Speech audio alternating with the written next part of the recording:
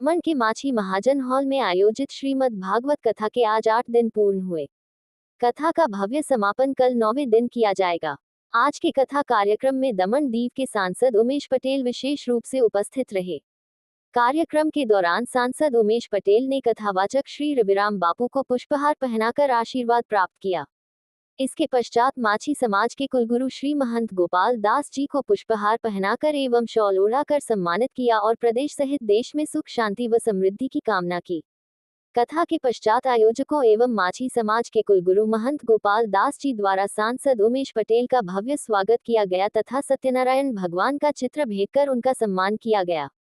आज की कथा में भगवान श्री कृष्ण एवं रुक्मिणी विवाह का भावपूर्ण प्रसंग प्रस्तुत किया गया, जिससे पूरा वातावरण भक्तिमय बन गया। सांसद उमेश पटेल कथा के अंत तक उपस्थित रहे और आरती में भाग लिया। कार्यक्रम में भाजपा प्रदेश अध्यक्ष महेश अगरिया जी, दमन जिला भाजपा अध्यक्ष भरत पटेल, पूर्व सांसद गोपाल भाई टिंडेल सहित अनेक गणमान्य अतिथि उपस्थित रहे।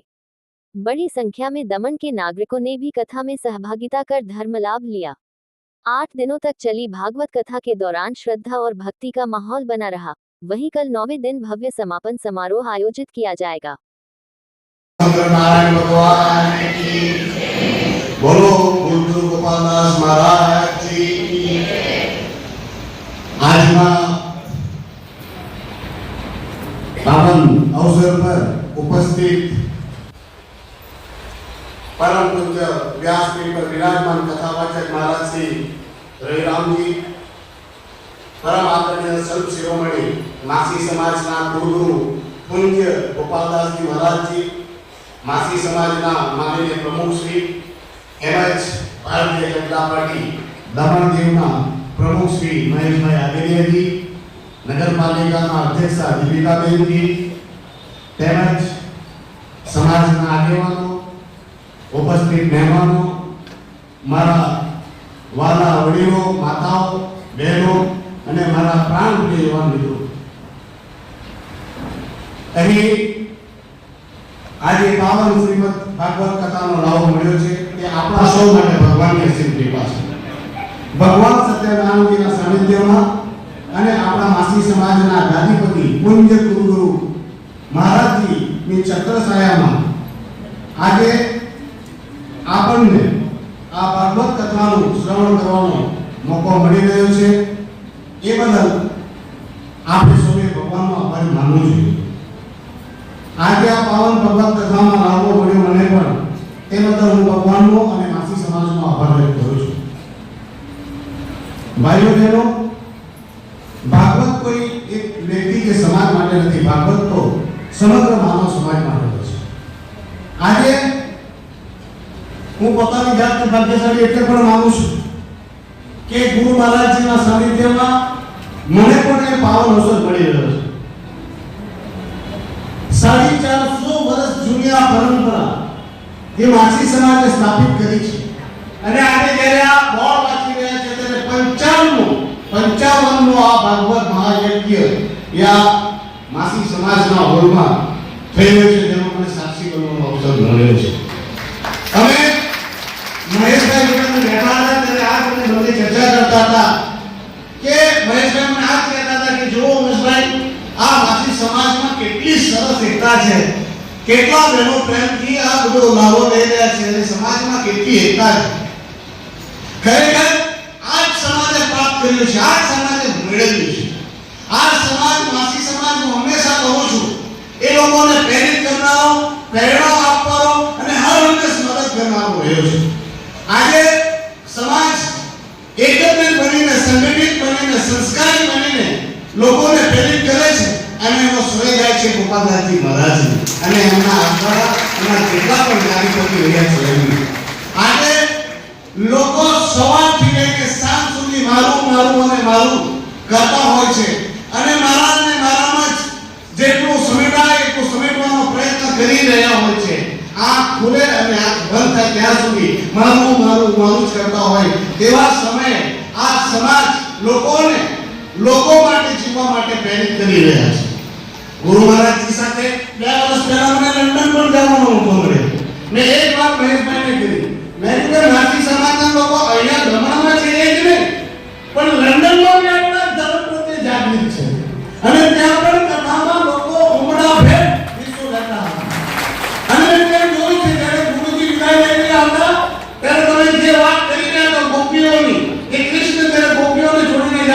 જ્યારે ગોપીઓ ઘોડા બનીને ભગવાન પછાડી દોડાદોડ કરે તેવી સ્થિતિને નાશ પાસે વર્ણનમાં જોઈ હતી ગુરુ મહારાજજીની વિધાનમાં.